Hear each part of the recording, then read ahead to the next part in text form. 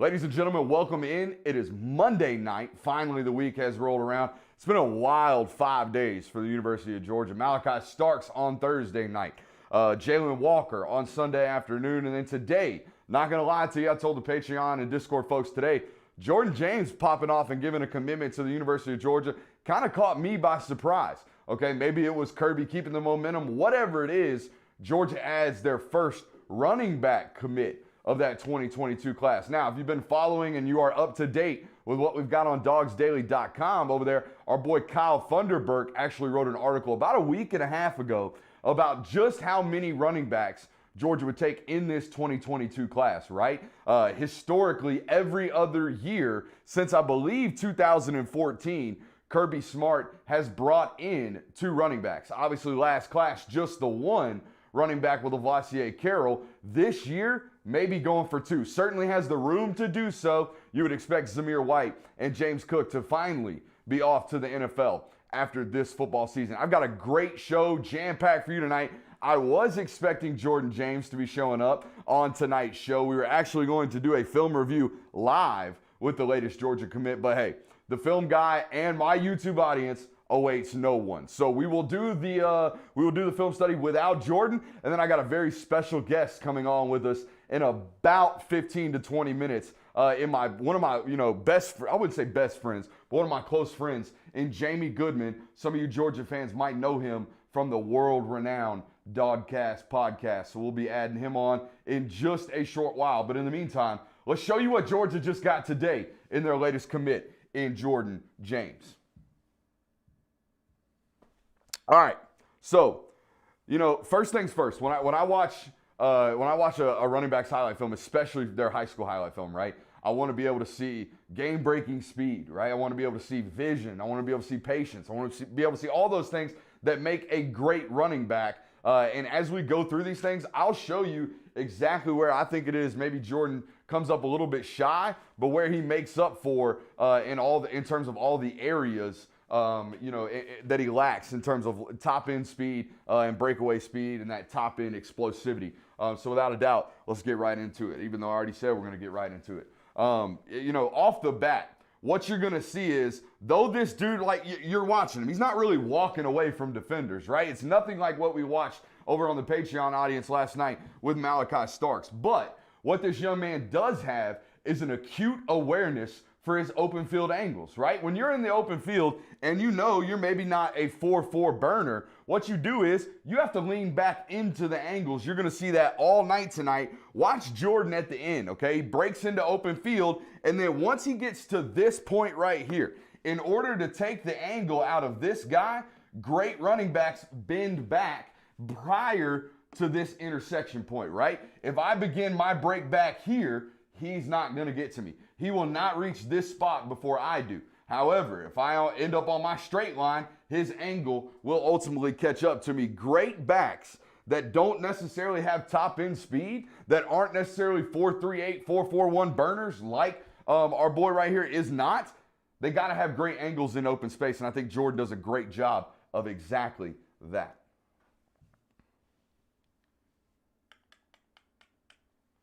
You know what? This move right here was probably the most impressive thing I saw on his tape. Okay, what he lacks in top end speed, I think he more than makes up for in short area acceleration, right? The ability to stop, start, get back to top end speed immediately, right now. I think Jordan does that exceptionally, and this is an example of it right here. When he gets into open space right here, and 2 right here has got this angle on him, what you're going to see Jordan do is stick his leg in the ground, allow the defender to over-pursue, cross his face at the sideline, and then Jordan's going to get back inside. And he's going to do so with what appears to be no slowing down, no change of speed at all. He's just making the guy miss. Watch here, right now. Boom, sticks his foot in the ground, gets back up, and typically when this happens, that trail defender, right, 25, who, shout out to him, I believe it's 25.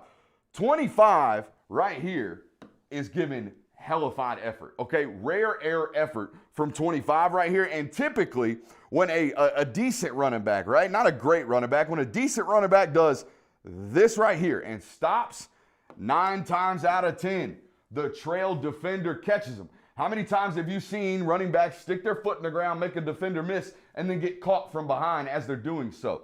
This is what I'm talking about. If you don't have 4.4 speed, if you're a 4.6 guy, you better be able to start and stop immediately, right? And to get back to your top end speed really, really quickly.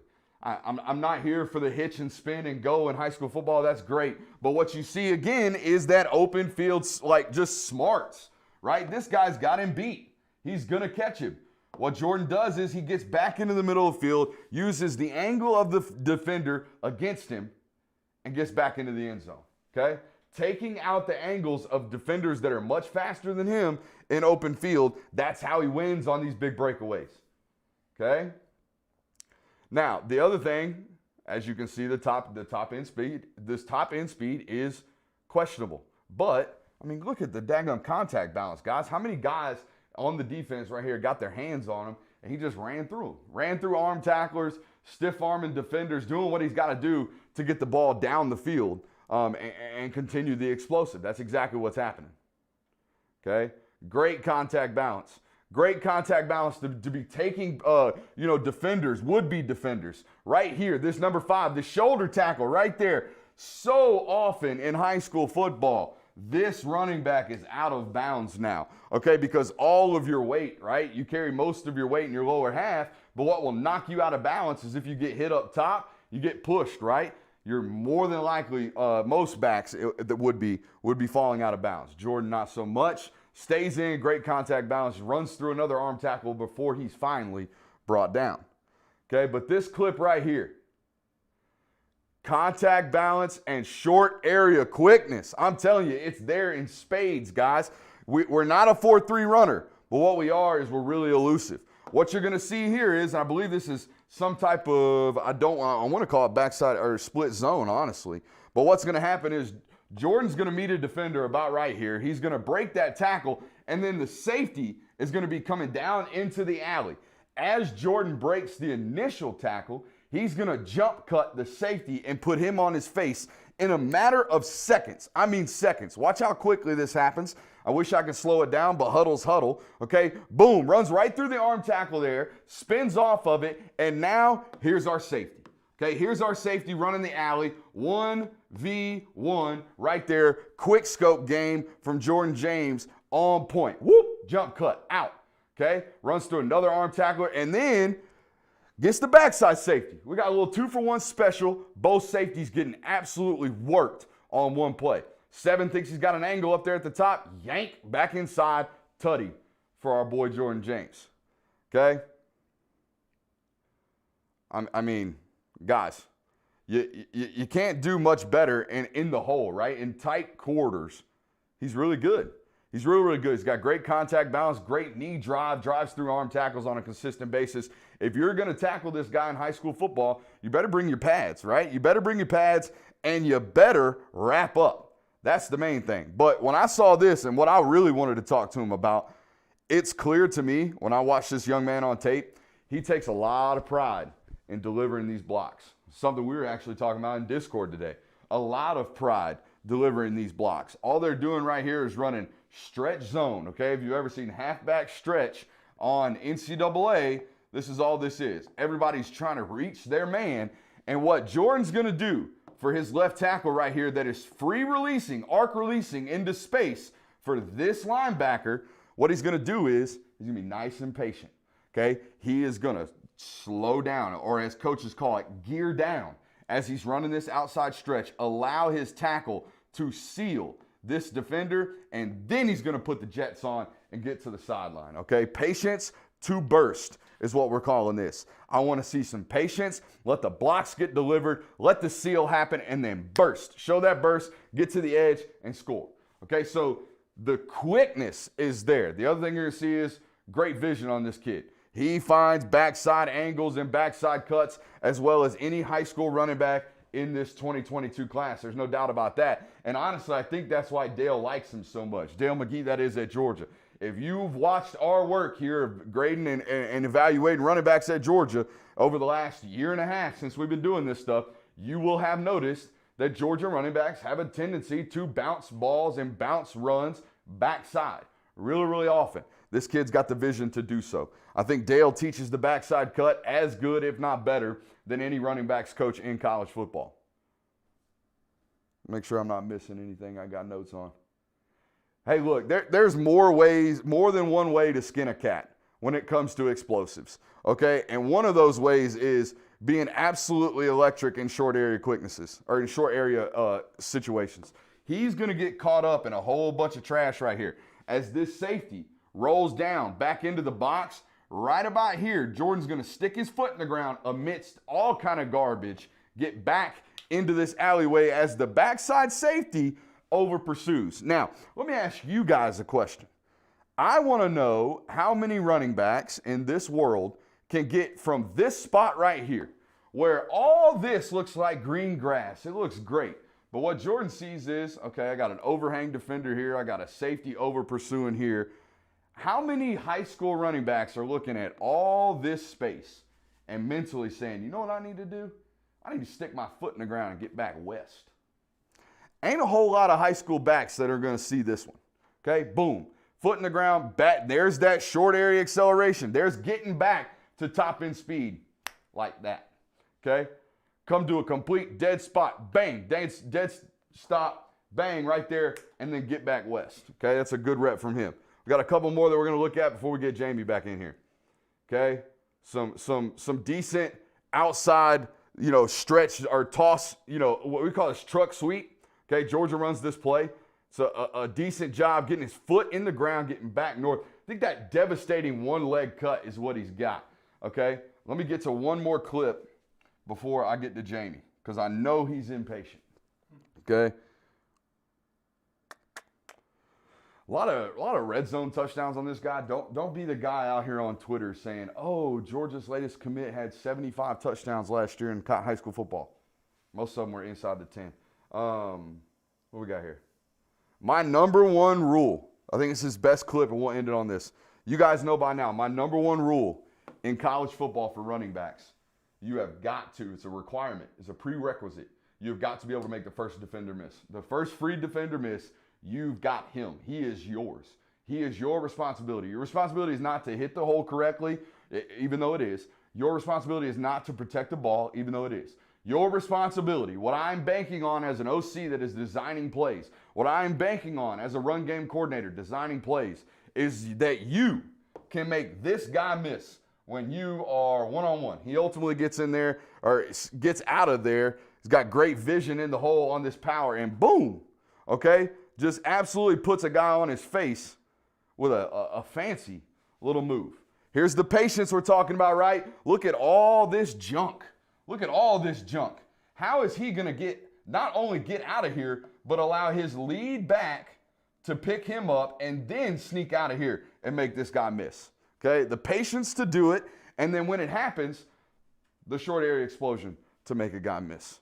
All in all, he's a great young football player, right? An absolute great young football player. And what I'll tell you about this guy is, when you're a take at the University of Georgia, when you're a running back that's a take in the middle of, end of March, when visits won't open until June, when you're a take in those situations, you're a really, really good football player.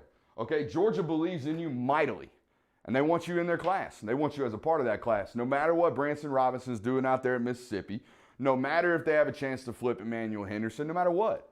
They have decided that as of right now, the guy who is ready to commit is their number one guy on the board, and that is Jordan James out of Murfreesboro, Tennessee. So I like the kid's tape. I do question what that top end speed looks like, but we saw with a guy like Dejon Edwards, it doesn't really matter. You can still get chunk plays being a 4.6 runner. Saw the same thing pretty much with Clyde Edwards-Helaire out of LSU. You can be a chunk player.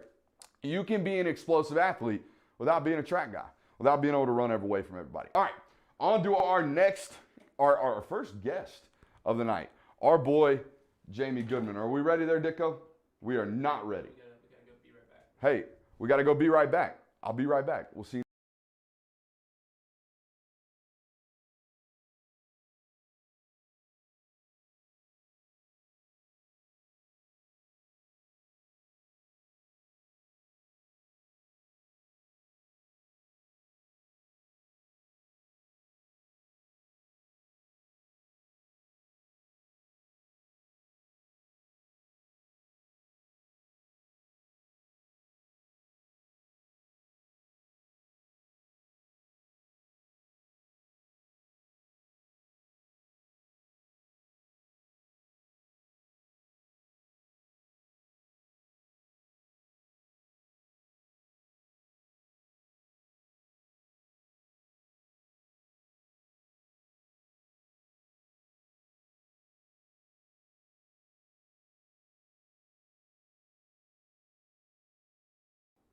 All right, ladies and gentlemen, I believe we're back, and I believe we have Jamey back there. We're about to really test it out right now. Dicko, patch Jamey in for me if we could, please, sir. Jamey should be in here. He is connecting.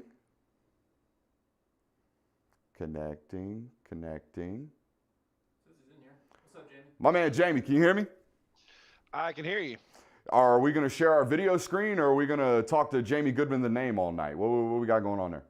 Well, we're going to start with the name. Okay. And then we're There he work our way is. up to video.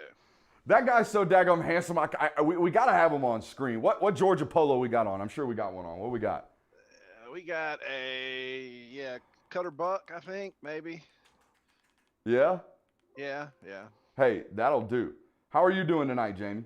Fantastic. How are you doing? I cannot complain. I'll tell you what, you know, growing up, if you would have told me at 26 years old that one of my at 19, if you would have told 19-year-old Brooks, hey, Brooks, your best friend when you're 26 years old will be a Georgia-loving boomer from, Tennessee, basically, and you guys will be best friends. You'll talk for hours on end every single morning, and, that'll be it.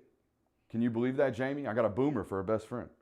Yeah, I don't know about that boomer stuff. I mean, it's not. I let kids on my lawn, believe it or not. No, you do not. You are so get off my lawn guy. Well, I mean, as long as they can come by and step on it. They can't set up shop and spend the day. And as long as they're respectful as well, right? Absolutely, and pull some weeds if you're going to be up there. Yeah, be respectful and be productive. Do not be a hindrance to society and someone that's causing us to lean on you. But no, man, Jamey and I have been friends for 2 years now, Jamey? Basically since I entered the Georgia space. Jamey was one of the very first people kind enough to actually, pay attention to me and listen to me and give me a shot and not, immediately rush to call me a douchebag, even though he has several times. Correct, Jamey? Well, I mean, everything I've ever called you, I've called it to you. Yeah. I've said it to you. So yeah, we won't get into the things that we've said in the past or in those heated moments. I mean, we don't always agree, and things get a little heated at times, a little testy. Absolutely, and there's a lot of pressure on Jamey and I both because we've done this, not on camera, not on recording, not on show or anything like that, but he and I have done talk for a long time now. We've always thought it'd be electric on air, but no pressure tonight, Jamey. We're just two dudes hanging out, and there happens to be cameras and a pretty substantial audience listening to us. But other than that, you're used to a substantial audience. Before we get any further, Jamey, please tell people who you are, where you're from, because though you may believe the world-renowned Dogcast podcast is the biggest thing in the Georgia market, believe it or not, there still is a portion of that market you need to capture. So tell the people how they can find you before we get any further. Absolutely. So you can find the Dogcast at dogcast.com, any of your podcast platforms, iTunes, speaker app, anywhere you listen to podcasts, we're there. You can find us on Twitter at Dogcast, on Facebook at Dogcast Podcast, or basically anywhere. You can even find me now right here with Brooks. The biggest thing in the podcasting world, the Dogcast, the OG, actually. I mean, Jamey is an OG over on the Patreon. I swindled him into it. I think he's just really there to talk trash to some folks on Discord, and he's really good at it. But yeah, we swindled him into the OG subscription, but his podcast, Dogcast, actually is the original gangster when it comes to podcasting. Dogcast been around since what, 2008 there, Jamey, or 2006? 2005, actually, really the first one in the space and one of the original podcasts, really. So one of the longest running podcasts still out there of any genre. 2005, I was 11 years old, and I was straight up dominating 140-pound football. I mean, absolutely working folks in 2005. No doubt. And you were listening to the Dogcast on the way to your games. Absolutely, absolutely. But Jamey, we're not just here to shoot the bull with one of my pals, man. We're here to talk some Georgia football. And obviously, we were expected to have Jordan James tonight, but we did not. We settled for you, fortunately, for the great audience members that we have out there. There's some recruiting momentum stacking up, Jamey. We talked about it to open the show tonight. 3 recruits, 3 commits in a matter of 5 days. Malachi Starks on Thursday, Jalen Walker on Sunday, followed it up today with Jordan James, the running back out of Murfreesboro, Tennessee. Jamey, you are the voice of the fan, in my opinion, for the University of Georgia. You're my guy I go to if I don't get it. If I don't get what's going on in the fan base, I go directly to you. So, Jamey, what is the vibe around Georgia football right now with all this recruiting momentum, my guy? I mean, obviously the recruiting's on fire and it sets the fan base on fire. There's nothing like a new recruit to rise the temperature. But I mean, I've kind of told them all day today to kind of temper it down a little bit. I mean, momentum's going, it's in our favor, but it's time to take a step back. I don't think we're going to continue to see things at this rate. Mm-hmm. So for the fan base, of course, they see 2, they see 3. You know what they want next? They want the 5. 4. Yeah, they want 4 and 5. They've got to get 4 and 5. But I don't know. I get a little concerned with recruiting momentum. Sometimes I fear that we may focus a little too hard on momentum and end up sacrificing quality a little bit when we're trying to keep the ball rolling. So just keep it tempered a little bit. Let's get what we can get, but let's not put the emphasis on always being first, because we got a wealth of visits on the way. We absolutely do, and we'll talk about that just in a second. But just to kind of spin off of what you're talking about there, I think Kirby is a recruiting momentum guy. I mean, he lives for not only just like capturing the moment with one of the best players in America in Malachi Starks, but making sure it predates Jalen Walker. And then while we're at it, let's go ahead and give the green light to a guy like Jordan James, knowing that we're going to take probably 2 backs in this 2022 class. Jamey, you don't believe they're done in terms of stacking that running back room. This isn't the only guy, because Branson Robinson, from everything I've heard, I don't know about you, Jamey, but from everything I heard, Branson Robinson is the guy. They're just waiting on him. But hey, I could have said the same thing about Donovan Edwards last class. To me, Donovan Edwards was the guy. And as you and I talked about this morning, I felt like Lavassier Carroll's commitment maybe hindered Georgia's ability to land Donovan Edwards. Yeah, I think the cycle was a bit different, like we discussed. Last year, I mean, we would take the 2 right backs last year. We wanted 1 for sure. We would take a second if it was the right guy, and Edwards per se. This year, I think is pretty well known that we're going to take 2 backs. I mean, there's going to be another back in this class. So I don't think it's apples to apples so much. But for me, and I'm not ever going to question Kirby Smart in recruiting, because obviously he's the best that ever has been. So with that, though, if it were me and I was designing my philosophy, I think I would rather reel in my number 1 target before I took the commitment of someone that was further down on my board. Would be my method as well. But again, he's a momentum guy, and as you stated, I'm in the same predicament, or in the same boat. When it comes to recruiting decisions and recruiting theories or whatever you call it, I'm not going to sit here and question Kirby Smart, because he's done it at such an elite level, a level that Georgia's never seen before, and he's sustaining it, if not, honestly, like closely improving it. Like that roster is constantly getting better year in and year out. But Jamey, you're a guy that I know will be in attendance inside Sanford Stadium at every waking opportunity you can possibly get. And this year in 2021, not only are fans returning to stadiums, we believe, and maybe you can give us a little bit more insight on that, because I know you're plugged in on this situation. But not only are we expecting fans back in attendance, but we're expecting recruits back on campus starting in June, but for in-game visits this fall. Just as a guy who's been around the Georgia atmosphere and been to 100,000 different football games, how important, I mean, and beyond just like fans are in the stands is going to be loud, but how important to the Georgia football program is it for them to not only get fans back in attendance, but get that in-game visit back? Because when I talk to recruits, it's the number 1 thing they talk about Georgia. They talk about the visits, just how those visits during season are just, quote, different. They are quite literally built different. So how important is it just to have that back, Jan?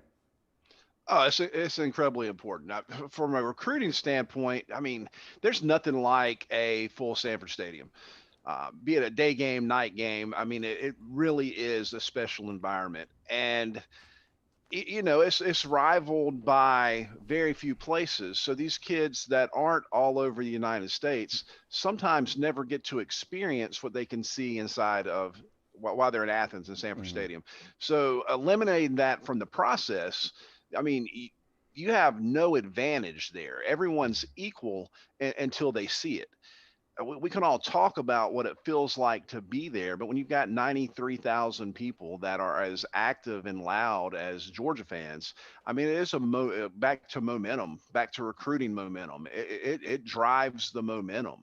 I mean, because it feeds them. I mean, it's something you want to feel. I mean, every kid envisions, hitting the home run when they're little, hitting the ball in the backyard. Yeah. I mean, and then you're this far away.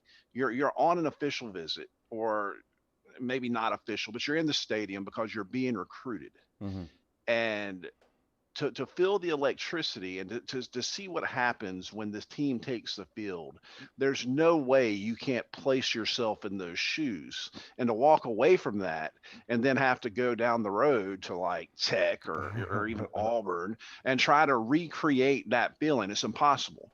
So to take that away, I mean, is why one of the reasons why you saw the recruiting rankings drop a little bit last Hmm. year. We just didn't have the things that is the real part of the recipe to Kirby's success. I mean, it's a vibe thing. Like it's not. I don't hear about facilities when I talk to these kids. They don't get commit drunk off of the red lights as much as you guys think they're a big deal. They are a big deal. The stadium looks gorgeous. The campus looks amazing.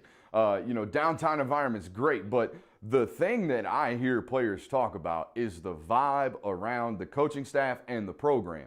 And if you can't get there in person, you can't feel that vibe through FaceTime. And with those things returning, I mean, Georgia's on a hellified run right now. But come June 4th, when Kirby Smart's got, 3/4 of the Power 5 caliber prospects in the state of Georgia on campus, I mean, we might get a stringer of commitments following June, Jamey. No, absolutely. And which makes sense on why you might have a string of commitments prior to that, Mm-hmm. because if you want a seat on the bus, sometimes you have to take it when it's available. And there's going to be seats are going to be tight once visits come back up because people will be more willing to commit once they're physically on campus and can experience that vibe that you're talking about. 100%. I'm excited to see what happens when it does come back. When it does come back, I think you're going to see a closing to the recruitment process here in 2022 that's unparalleled. It's completely unprecedented. We have nothing in terms of college football recruitment that we've ever had that can show precedence for what we're about to go through, which is where high school kids that are 16, 17, and 18 have not been on these billion-dollar facilities in 16, 17 months. And some of these programs, like Georgia, and it's another contributing factor, come June, and correct me if I'm wrong, Jamey, but that new facility, the barber shop, the new $80 million facility, that's going to be ready to open up, is it not, Jamey? Yeah, it's almost like they planned it like that. I mean, Yeah. who knew? But yeah, they will unveil it for those visits. I mean, maybe a little before, but the real ribbon cutting is going to be when recruits are on campus. 100%. Now, Jamey, there are a lot of expectations coming into 2021, and you would understand Georgia football expectations far better than I would. Just the guy that covers them, and I might be responsible for some of the expectations that somebody, especially my audience, has, which heading into 2021, prior to Pickens' injury, and even 90% of me wants to stick with it after the injury, is the expectations for 2021 are to compete for national title. I'm not gonna sit here and demand a title to be won, but I mean, Jamey, at what point is it like the seat get a little bit warm under Kirby if things don't go his way, if that national title isn't brought back to the University of Georgia? In other words, Jamey, if not now, when? And how long is that leash where when stops, if you follow me? I hear a lot of that, Brooks. I hear a lot about Kirby's leash getting shorter or his seat getting hotter, but his leash isn't shrinking whatsoever at this point. His seat is nice and cool. Yeah. While you're right, the expectations are there. I mean, just looking at how the schedule stacks up, you would have to at least anticipate some sort of run towards a national championship. Mm-hmm. Who in the East is prepared to unseat Georgia this year. I know what Florida did last year. They're not the same team. And then there's no one else. So we should have a clear path to the SEC championship where, of course, you'll meet a Bama team that will either be great or they will be rebuilding as well. So, but with the opportunity, how often do you get to say, maybe Bama's rebuilding a little bit? You don't get to say that very often. So, yeah, or how about, Clemson's got a new quarterback they're working in. Ohio State's got a new quarterback they're working in. Same situation. It's literally Georgia and Oklahoma staring at each other saying, hey, who's preseason number one? That's what it should be, in my opinion. Fact. And that's the anticipation that the fan base has, and that's the goals that Kirby has. So let's not mistake it. He wants the national championship just as bad as we do, but his job isn't directly tied to that right now. No. His leash isn't shorter. I can't tell you how long. I think we're 5, 6, 7 years away before it's even conversation. I can tell you when the seat's getting hot. The seat's getting hot when you're hosting Georgia Tech at home, and instead of kicking the ball deep with 25, 30 seconds left, you kick a squib kick, okay? And then it gets returned to midfield. And then as Georgia Tech is about to run on and kick the game-winning field goal with chaos everywhere and about to get a delay of game penalty that would stretch a 52-yarder for Harrison Bucker into a 57-yarder, and you burn a timeout to protect the other team from a delay of game, and then they ultimately hit that one, send you to overtime, and you lose in overtime to Georgia Tech. At that point, right there, okay, the seat gets a little hot, okay? But until then, as long as I see Georgia not, allowing Bakari Rambo to have 4 personal foul penalties in one single game, leading the SEC in penalty yardage, constantly burning timeouts, having mismanagement clocks, constantly not, having the wherewithal to clock the ball in an SEC championship game against Alabama. You get what I'm saying, Jamey, and I know you're not one of these quote-unquote Disney dogs, which is a term I didn't know until I even met you, but you weren't one of these guys out here defending Mark Richt. You recognize the issues that were at play, some of those that I just, in length laid out. You were around during those times. You understood what it felt like to watch that. And now, consequently, you understand how good you have it as a Georgia fan with Kirby Smart as your head coach, do you not? Oh, absolutely. I mean, you can see the changes. It's changed right in front of our eyes. What we've seen out of Kirby that we don't like is mistakes of a young head coach, not someone that's been at the helm for 10, 12 years. This is a guy that's learning how to do it. What's he, 6 years in now? Is that where we're at? I believe we're heading into year 6, yeah. We're heading into year 6. And 16, 17, 18, 19, 20, 21. Yeah, we're heading into year 6. There's not a lot of head coaches that have been and done the things that Kirby's done in their first 6 years of head coaching experience.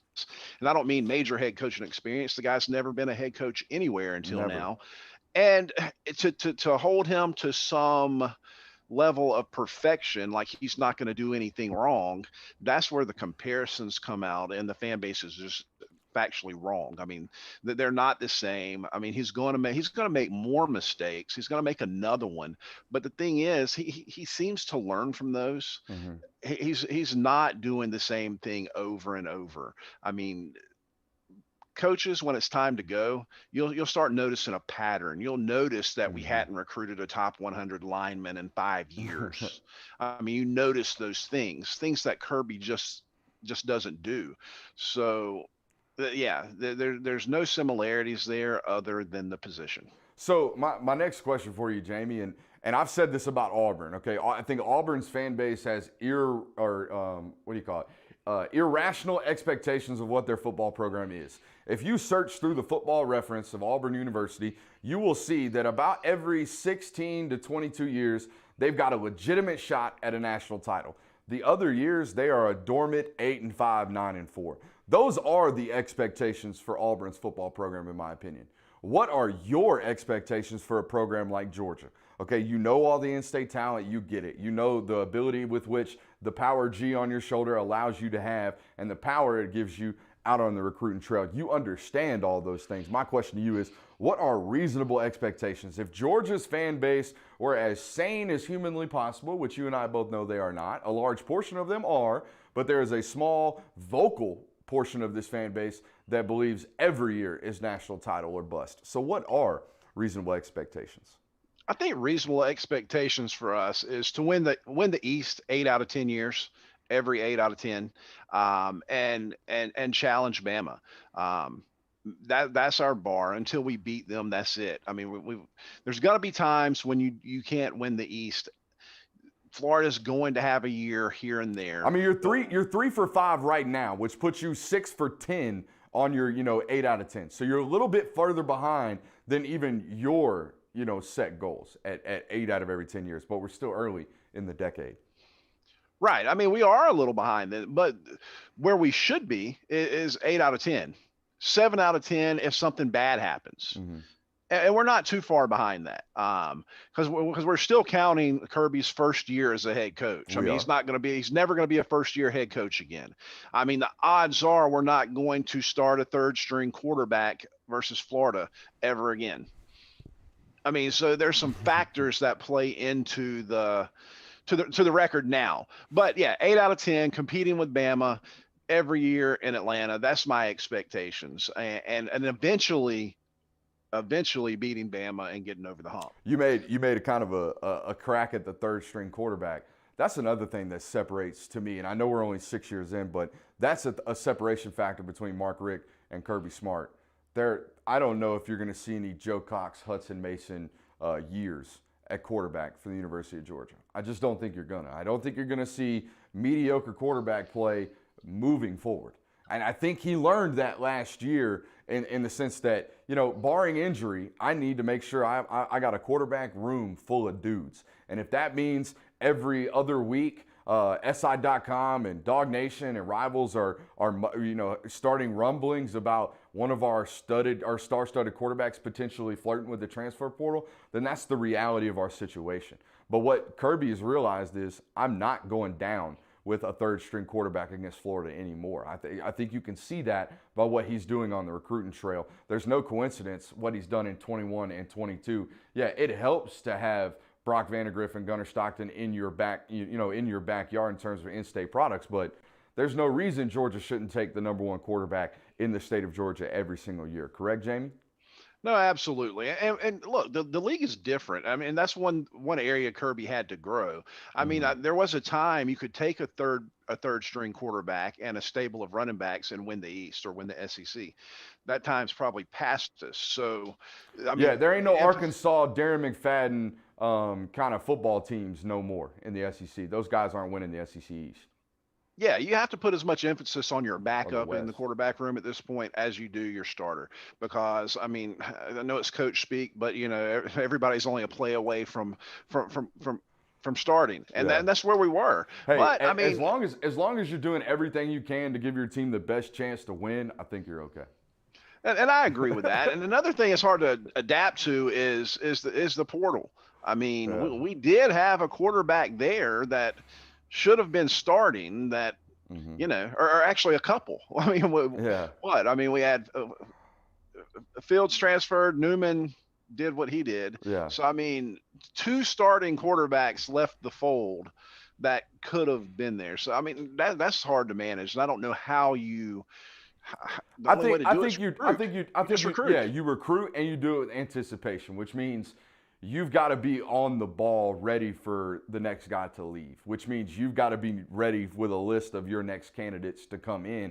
And I think that's something that Kirby's staff, from recruiting staff top to bottom, I think they do an excellent job of their research on all these portal players. I was talking to a guy the other day that kind of laughed at the idea of whether or not Georgia would be, researching a guy like, let's just throw a name out there, Drayshawn Miller, right? The guy that just committed to Auburn.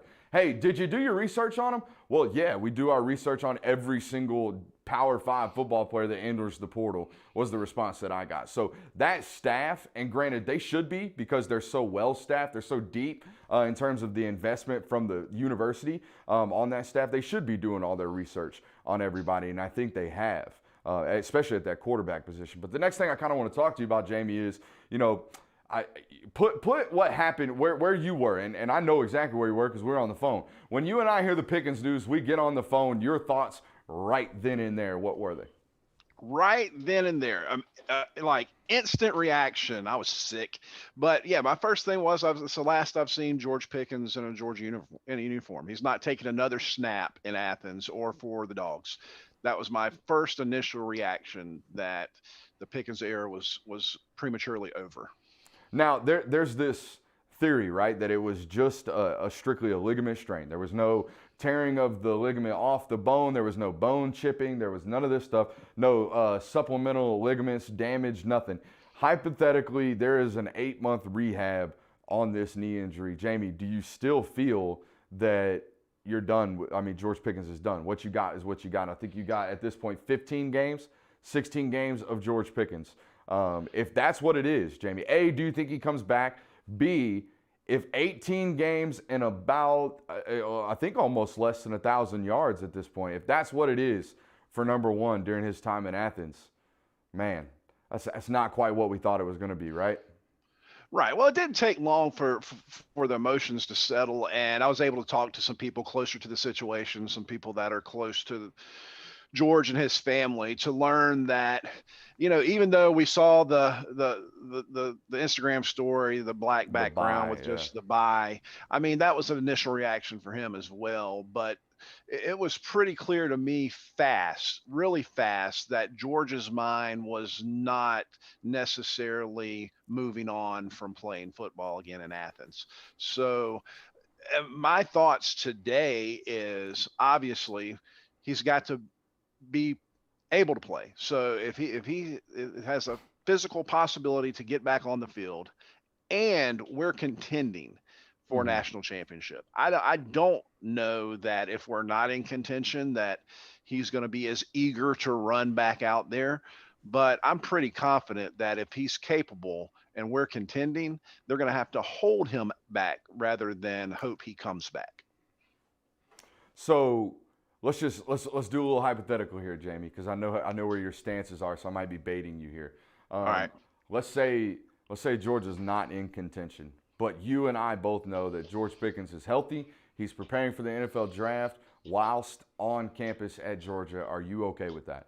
If he's sitting out the rest of the year, rehabbing, going for the NFL, even though he's cleared, ready to play, but all he'd get to play in is maybe a Peach Bowl or a Sugar Bowl. If he opts out of that, what say you about George Pickens?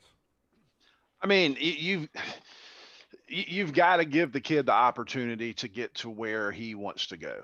I think it's clear to everybody, had he not injured his knee, he would have played in every game, with the exception maybe the bowl game, because that's the thing. I mean, everyone doesn't play in the bowl game. So, I can't speak for where his mind would be in that situation. But I also couldn't hold it against the kid if we were not in contention and he chose to rehab and take his shot at the league instead of risking injury. I'm not so sold, and Jamey, you might be a little bit more than I am. I'm not so sold that George Pickens can afford to enter the NFL draft process with 16 or 17 games on film and mediocre, let's call it what it is, mediocre at best performances in all but 4 football games? All but 4 football games during his time at Georgia. I'm not so sold that NFL evaluators are going to be like, well, yeah, I'm down to sign up with a guy fresh off a knee injury that has minimal production in college and maybe some questions about what was going on during his college career. They're not going to be jumping at the opportunity for that, Jamey. So I think best case scenario for George, all the murmurs that we hear out of Athens for the next 8 months ought to be that George Pickens is the best, has turned a new leaf. He's the best teammate. He's going to class. He's front row. He's God's gift to citizenship as a football player in his rehab process. He gets back healthy. Georgia is in national title contention, and George Pickens gets healthy for the SEC championship game, the first round of the playoffs, and then plays in a national championship game and has 3 more great football games. At that point, and only at that point, I think we can sit here and realistically have discussions about George being a top 35 player. Jamey, nationally, there's not a whole lot of people saying that George Pickens is wide receiver 1 or even wide receiver 2 or 3 on the NFL draft board in 2022. But if you go onto your Twitter feed with every Georgia fan there, they just expect George to be a first-round draft pick, when I don't think that's the case. What do you think the best case scenario is for George? And is it reasonable to just expect him to be able to sit on his hands for the next 8 to 9 months, heck, a year or 14 months at this point before the 2022 NFL draft with no new film, no new stat production, no new words out of the George Pickens camp, and just walk in and be a top 40 pick? That's not reasonable, is it? Yeah, I don't think so. It's also unreasonable for me to even pretend like I can get into the mind of someone that drafts players for a living. I watched like Jake Locker and Blaine Gabbert go in the first round of the same draft. Yeah, so I can't pretend to know what they think. But for me, for George to go Blaine Gabbert was hell at Mizzou, though, wasn't he? Was he? Wasn't he at Mizzou? Where did Blaine Gabbert play his college football? I can't even remember. Anyways, go on with your topic. Yeah, but yeah, you don't even remember where he played. He was hell, right? Yeah. Anyway, but yeah, I'm thinking that he needs to come back. He needs to make a run, do some things similar to what he did in the Sugar Bowl. Yeah. Somewhere along the way in the playoffs, and that's just to get in the top 60 picks. I mean, to crack into that second round somewhere. That's where I see George going. And I think he could do that with a coming back, or if he had not injured himself and played the entire season. I mean, first round's tough, man. It's very, very elite. It's high air, right? I think Georgia's got a chance to have at least 2 guys this year in that first round. And, coming off of a year last year where they had 2 guys in the first round. So the draft prospects are there.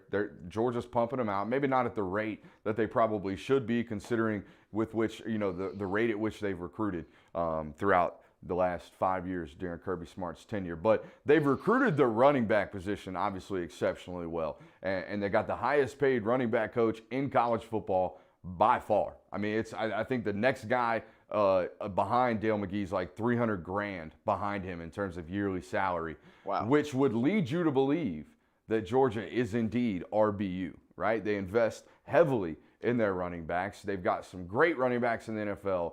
Jamey, are you of this notion that Georgia is running back you? Because I am not, and I'm prepared to battle this out.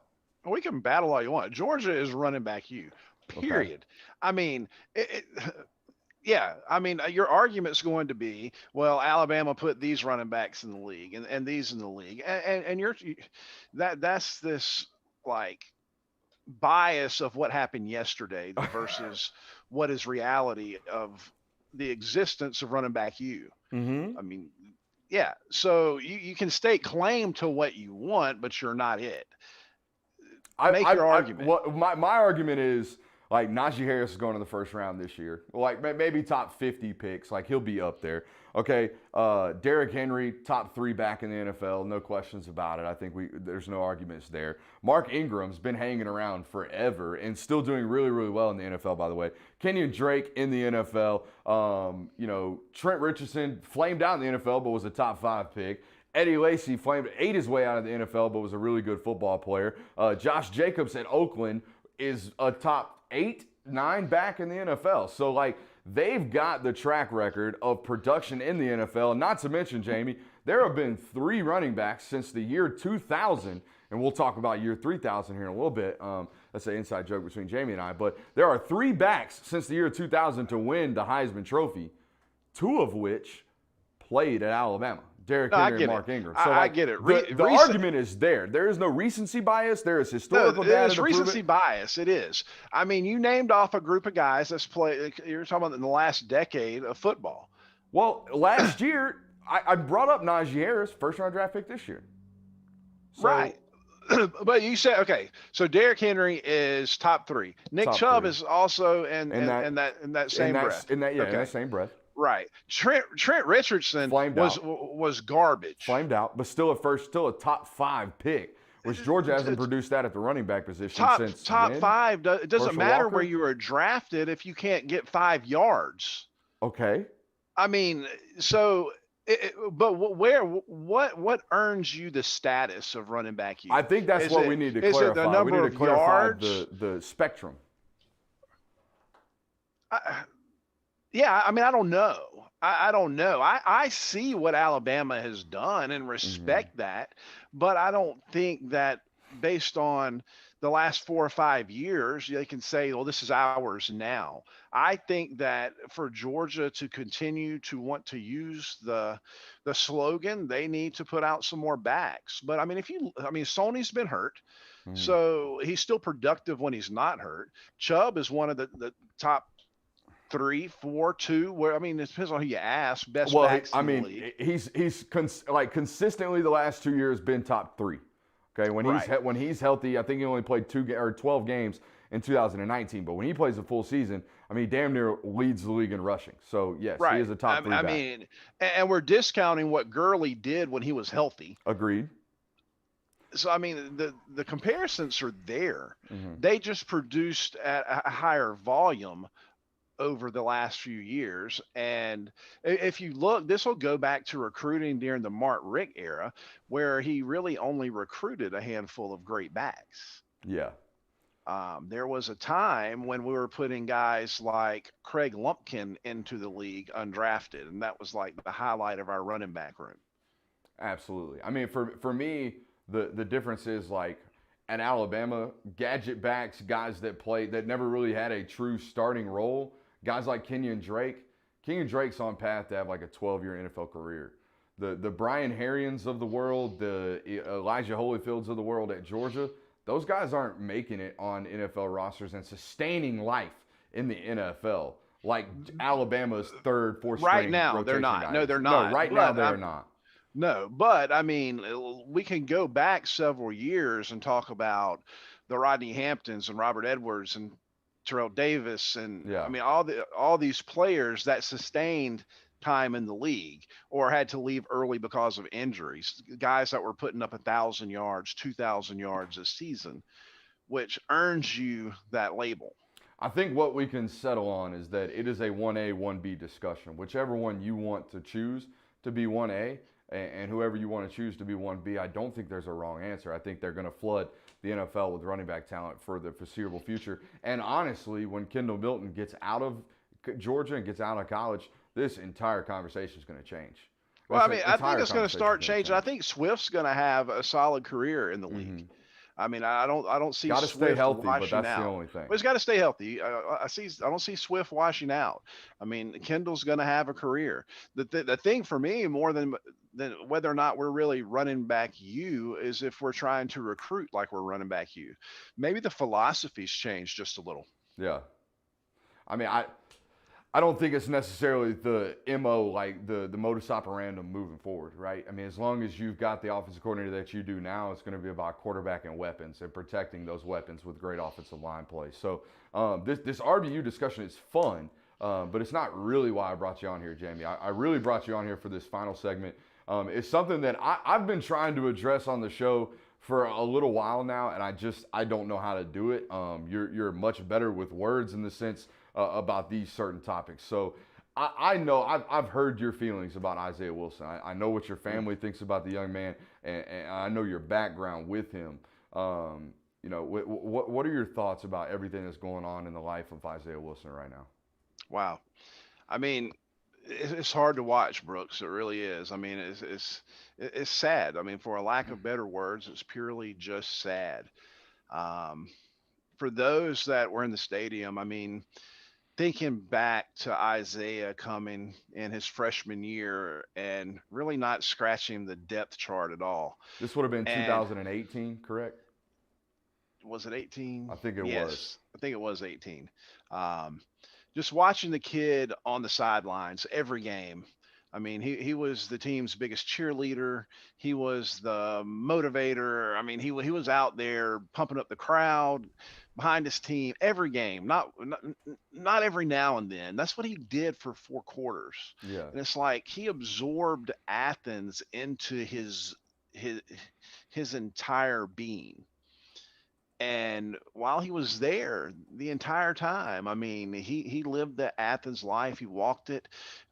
He was the first one to speak when you walk by him, smile, shake your hand, give you a hug, everything you wanted out of somebody that's what, 6 foot, a million and Yeah. 350 pounds. I mean, just like the gentle giant. And to see what's going on now I mean, it's hard to wrap your head around because of all the players I've seen leave Athens to go to the NFL or to go on to other things. He's could easily be the last one that I would anticipate winding up where he's at. Yeah. So yeah, it's hard to watch, and what's even harder to watch is the fact that there's nothing that anybody can do. You really believe there's like it's a decision that Isaiah like he's gonna have to come to it himself. Like he's gonna have to figure it out. There's nobody that can really get to him. Is that your hypothesis? I mean, from what I understand is Yeah. he's not willing to let anyone get to him. I mean, that's where Fair. he's at. And in fact, if for some strange reason, if Isaiah Wilson was watching this right now or watches the replay or knows somebody that might just repeat something to him, I mean, I'd want to tell him that Isaiah, there's hands out there. They're reaching for you, buddy. I mean, they're out there. They want to pick them up. They're coming from all different directions. They're coming out of Athens. They're coming out of New York. They're coming all over Georgia. I mean, even some within like Miami Dolphins, they Yeah. really wanted to extend that hand, help him up, and get back on track. And I don't know what track is. He doesn't have to play football for me to love Isaiah Wilson. Yeah. Right now, it's more about him just getting his feet firmly planted under him and going in the right direction. Yeah, I mean, at this point, for me, I mean, football is a distant conversation. At this point, it's about, hey, how do we make sure that this young man, who is a young man, guys, he's what, 21, 22 years old. Let's just make sure he's not, at 3 o'clock in the morning driving 130 miles an hour down a road, and may or may not be under the influence. Let's make sure that Isaiah Wilson just makes it to 30, not makes it back into the league, but makes it, is sustainable through life. I think right now that is the primary concern for a young man who appears to, like you said, Jamey, appears to just not be having it. Like he's not here to listen to people tell him that he's lazy or tell him that he's spoiling an opportunity. He's just not willing to listen right now. And if that means squandering what is probably one of the most talented football players at the offensive line position to play at Georgia, if that's what it is, if it's squandering that talent, then that's what it is. It seems like he's made his bed there, which is extremely, extremely sad. Yeah, but I mean, I can live with squandering talent. I can't live with squandering your life. Yeah. So, yeah. So if anybody out there is listening that knows Isaiah, just tell them, man, just grab a hand. There's a bunch of them out there for you. Yeah, hit up at Jamey Goodman on Twitter, and he'll call you at 8:05 every single morning on your way to work. And he won't let you listen to your favorite podcast. He won't let you listen or take phone calls from your wife who's trying to, feed the baby and for breakfast and show you FaceTimes. You won't be able to get to do anything like that because Jamey will be talking to you. But it'll be a good conversation. Oh, absolutely. I mean, hey, if I'm talking, you have to listen. That is the voice of the fan, as he likes to call himself. And you know what? It may be self given. It may be a name that you gave yourself. But you actually gave me that name. So. I did when you first came and helped me out with the back then it was the Bulldog Maven, which by the way, Yep. What a terrible name. Sorry. Horrible. Just awful. I hope my bosses aren't listening right now. Awful, horrible, horrible name. But yeah, back in the day, Jamey was the voice of the fan over there on the Bulldog Maven, and now I just can't afford him. I just can't buy his time over there on Dogs Daily. Ain't that right? I wouldn't say that. I would save this for another time. But there's a backstory to that we could talk about. We'll talk about it on Discord if you'd like. Absolutely. Hey, that's a businessman right there, Jamey. Before I let you go, man, tell people once again where they can find you, where they can pick up all your work. Even though Dogcast only produces content like once every 3 weeks. Hey, no, we produce content, post and pregame show all year long. In season, now, guys. In season, right? Yeah. So the team doesn't practice until spring. 3 shows this month. I mean, what can I tell you? I mean, we're not here to practice. We're here for content. This isn't practice. But no, you can find me dogcast.com, anywhere you find your podcasts, at Jamey Goodman on Twitter. And, in the off season, Brooks is right. Sometimes it is only every 3 weeks. Sometimes it's once a month. But in season, I mean, we're your go-to. If you need dog information, we're there. And meanwhile, while he's taking a break and doing vacation and Derek's off, redoing the bunker or whatever, hey man, the film guy pumps content year round. I'm talking year round, weekly. I am a content farm over here. Jamey, brother, I really do appreciate you. I'll talk to you in the morning, man, no doubt. Fantastic. Thanks for having me on, buddy. Appreciate you, brother. We'll talk to you soon. Talk to you later. That's my guy, Jamey Goodman, man. And I'm going to tell you, I don't know how that was for you guys. I've been wanting to have Jamey on any of my platforms for a long time. Been talking to that guy for, like I said, 2 years at this point. Now it has become a daily ritual to bounce ideas, bounce topics, bounce life off of Jamey Goodman. He's a really good dude. So if you support anything that I do, go support Jamey. If you're new to the Dogcast, if you've never heard of the Dogcast, just check it out. Again, it is the longest sustaining podcast in the Georgia hemisphere. So feel free to check that out. And while you're in the supportive mode, while you're in the, I'm going to help a friend out mode, subscribe to the Patreon if you're not already. Hit that thumbs up on YouTube where you're at right now. Subscribe over there, hit the alerts on YouTube, and be sure to definitely sign up for that Patreon account. Patreon.com/Brooks Austin. I'm pretty sure my boy Dicko did a great job of putting that link in the description of this YouTube video. So if you haven't been there before, go check it out. And when you get there, you'll get a message from me immediately about joining our Discord family, where we do all of our hanging out and where I'll probably be until about 12:30 tonight, just dropping absolutely fire hot takes while playing NCAA and having a great time. That is our show for tonight. Appreciate you guys for being here. Discord fam, I will have something for you Wednesday. Been promising Latavius Bernee for a fat minute at this point. Still got to get to Jalen Carter, but if we keep getting these commitments popping up, then sorry, commitments get attention like they did tonight. Jordan James in recap, great football player. Jamey Goodman in recap, a great human being. Go support them both. We appreciate you guys for being here. I'm the film guy. We'll see you next time.